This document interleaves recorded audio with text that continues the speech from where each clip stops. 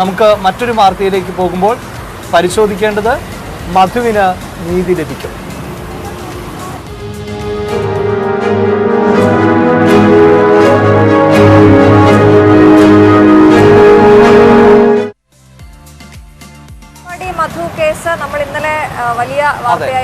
April 4-നാണ് വിധി വരുന്നത്. ഒരുപക്ഷെ കേരളത്തിന്റെ മനസാക്ഷി മൊത്തം ഈ വിധി എന്തായിരിക്കുമെന്ന് ശ്രദ്ധിക്കുന്നുണ്ട്. കാരണം മധു എന്ന് പറയുന്നത് അതിനെ നമ്മളൊരു മോശമായി പറയുകയല്ല, പക്ഷേ ആദിവാസി മേഖലകൾ നമുക്കറിയാം, അവർക്ക് പുറം ലോകവുമായി അധികം ബന്ധമൊന്നുമില്ല.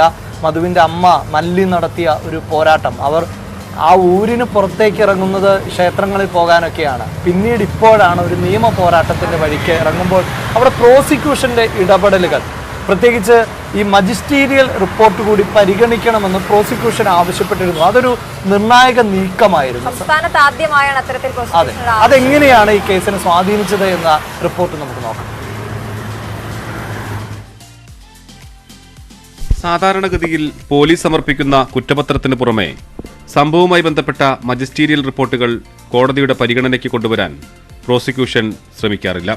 എന്നാൽ മധുവിന്റെ മരണം പോലീസ് കസ്റ്റഡിയിൽ ആണെന്ന വാദവുമായി പ്രതിഭാഗം രംഗത്തെത്തിയതോടെയാണ് പ്രോസിക്യൂഷൻ നിർണായക നീക്കം നടത്തിയത്. സംഭവവുമായി ബന്ധപ്പെട്ട് 2 മജിസ്റ്റീരിയൽ അന്വേഷണങ്ങൾ നടന്നിരുന്നു.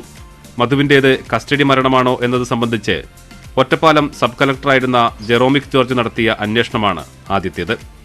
അന്നത്തെ മണ്ണാർക്കാട് മുനിസിപ്പൽ മജിസ്ട്രേറ്റ് ആയിരുന്ന എം രമേശൻ പോലീസ് മർദ്ദനത്തിലാണോ മരണം എന്നതും അന്വേഷിച്ചിരുന്നു. ഈ 2 റിപ്പോർട്ടുകളും വിളിച്ചുവരുത്തണമെന്ന് പ്രോസിക്യൂഷൻ ആവശ്യപ്പെട്ടു. കേരളത്തിൽ ആദ്യമായാണ് ഇത്തരമൊരു സംഭവം.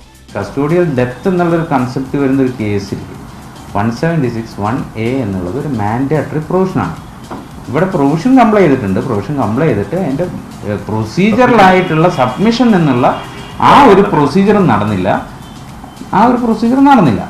ആ ഒരു പ്രൊസീജിയറൽ ഡിഫോൾട്ട് കൊണ്ട് ഈ കേസിനൊരു ദോഷം സംഭവിക്കരുത് എന്ന് പ്രോസിക്യൂഷന് തീർച്ചയായിട്ടും നമുക്ക് അങ്ങനെ ഒരു ഇതുണ്ടായിരുന്നു, നിഷ്കർഷ ഉണ്ടായിരുന്നു, അങ്ങനെ വരാൻ പാടില്ല.